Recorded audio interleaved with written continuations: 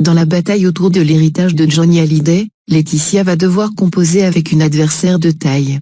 Furieuse et surtout sous le choc depuis qu'elle a découvert les dispositions testamentaires de son ex-mari, Sylvie Vartan a bien l'intention d'aider son fils David à faire valoir ses droits.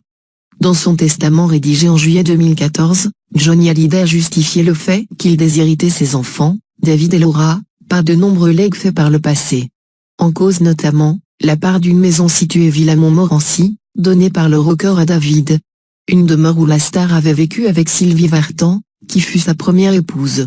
Seulement voilà, la chanteuse est catégorique, c'est elle qui a demandé à son ex-mari, lors de leur divorce, que sa part de la maison revienne directement à leur unique fils.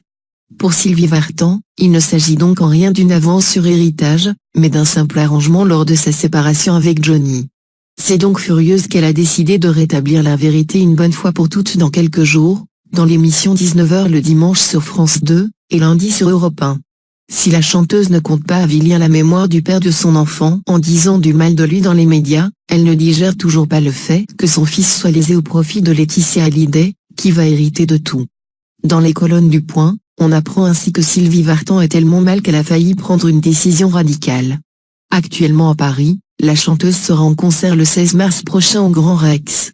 Un grand retour sur scène qu'elle comptait marquer par un hommage à Johnny Hallyday. Le programme sera mon tour de chant de l'automne avec quelques nouveautés, et une partie hommage à Johnny et notre histoire, avait-elle annoncé le 6 février dernier sur sa page Facebook. Mais l'artiste a songé à le supprimer. Selon ses proches, elle ne retrouvait plus l'homme qu'elle avait aimé autrefois, même si Johnny, quand elle l'a rencontré, était un garçon tourmenté, compliqué, révèle le magazine, qui précise qu'elle s'est finalement laissée convaincre. Elle chantera d'abord pour l'artiste, la légende, faisant abstraction d'un testament qu'elle juge profondément injuste. Reste à savoir si elle ne fera pas une nouvelle fois machine arrière. Son concert interviendra en effet au lendemain de la première audience au tribunal de grande instance de Nanterre où David et Laura vont tenter de contester le testament de leur père.